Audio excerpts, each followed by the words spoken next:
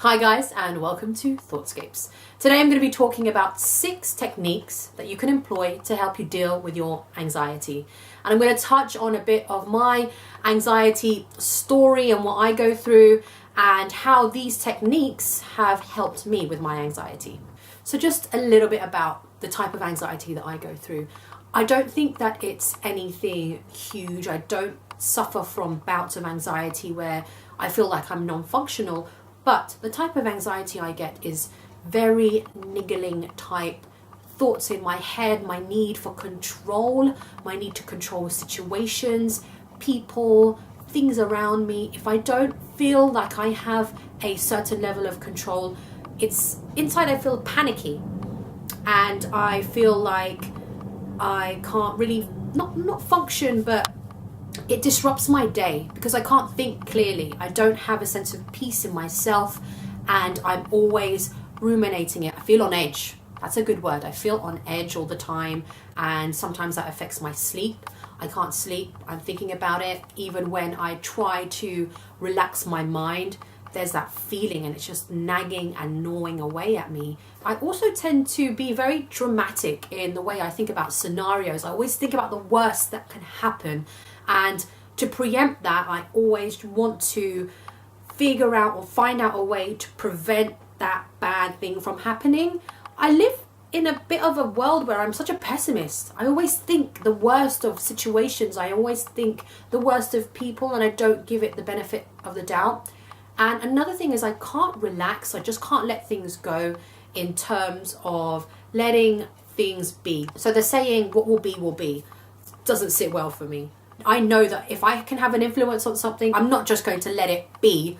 I'm going to make sure I'm going to construct it or influence it in a way where it will be beneficial for me. That sounds very selfish, but actually it's not coming from a place of selfishness. It's coming from a place of perhaps insecurity, that I can't control things and I want things to be perfect. Not necessarily perfect, because I know I'm definitely not a perfectionist, but I want things to go in a certain way according to how I've planned it and envisioned in my head.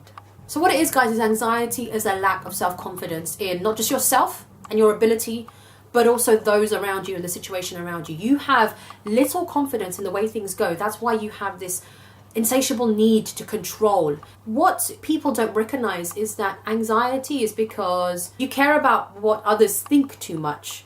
And because you care so much, people with anxiety are usually those who are very hyper vigilant about their surroundings, their situations. You feel things very quickly. You feel changes in the wind. You can sense it because you are so vigilant about your surroundings and the people and how they react and the way they view you and the way you view them, that you can't relax. I think an important thing to understand with anxiety is you really have to stop caring what people think, because that is a trigger for your anxiety. And you also have to stop comparing. Whatever someone's life is like, you will never be able to match them like for like. All the variables are so different. So there's no point in comparing yourself to them. Also, a thing to take note is you are not alone. There are millions and millions of people out there suffering from anxiety, worry, depression. Actually, nowadays, those type of conditions or behaviors are not uncommon. With today's society where we are so interconnected, we live such a fast-paced life, there are so many expectations of us, and we are always given these images where we have to aspire to a certain level of lifestyle. You know, who wouldn't be caught up in all of that? But even if you do have that label of anxiety, one thing to know is do not let your anxiety define you. Your anxiety is not who you are, it's what you have, and you have to deal with it. But do not let it become you. Do not be known for your anxiety, i.e., the first thing that someone says about you when your name comes up is, oh, she's anxious. Oh, that person's got a few issues. Strive to handle and take a hold of your anxiety so it does not control your life. Don't get too hung up on your need for control. Life works in a way where you are always out of control. Yes, you will be able to influence it in a certain degree, but you will never, ever fully be able to influence all the different variables around you to the way that you think you could. and the way that you want it to go.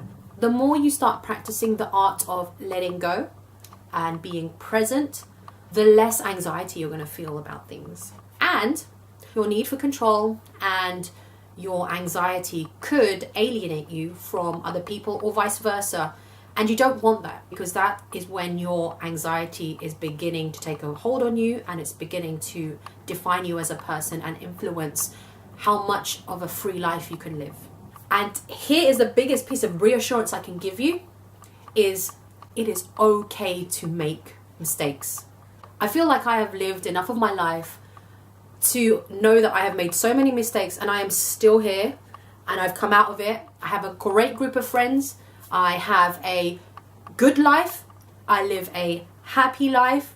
I am fulfilled in certain ways. Not everything. Obviously, there's always things that you can work on. But actually, at this point in time, I am very, very at peace and content.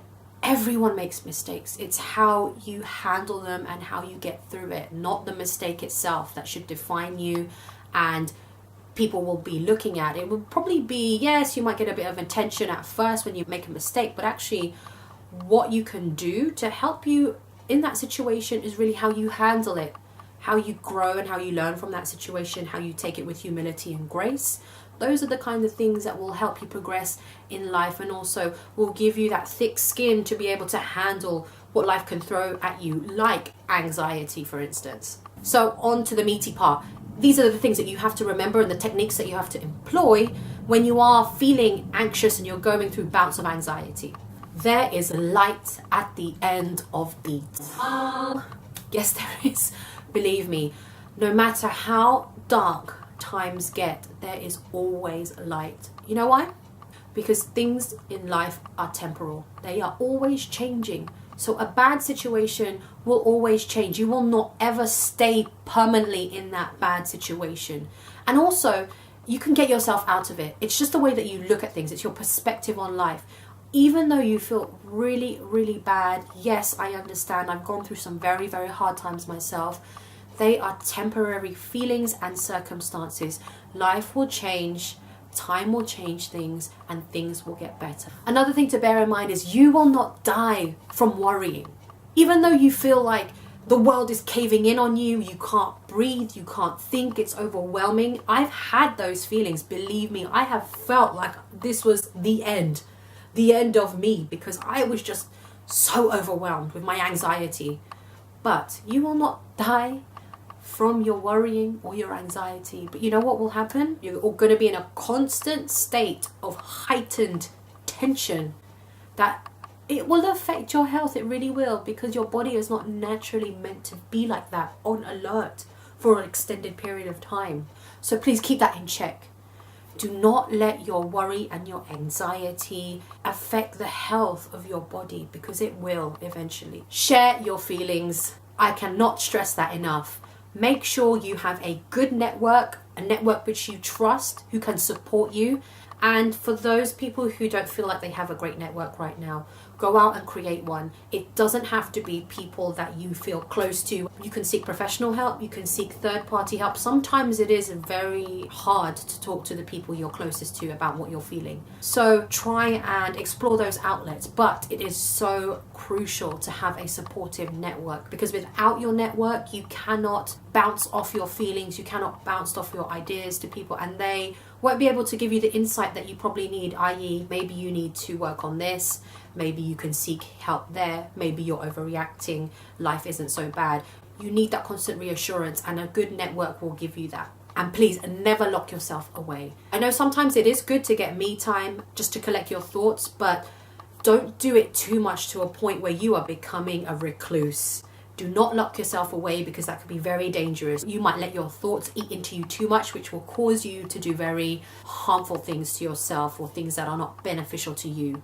Don't lock yourself away physically and also mentally. Do not shut yourself in your mind and not talk to people about how you're feeling, because it can be just as bad as physically locking yourself away. If you just keep your thoughts to yourself in your mind and you don't get that reassurance from external sources, it can also lead you to do drastic things. Challenge yourself to do something. Really, do something. If you can challenge yourself to do something big and you can commit to that, props to you.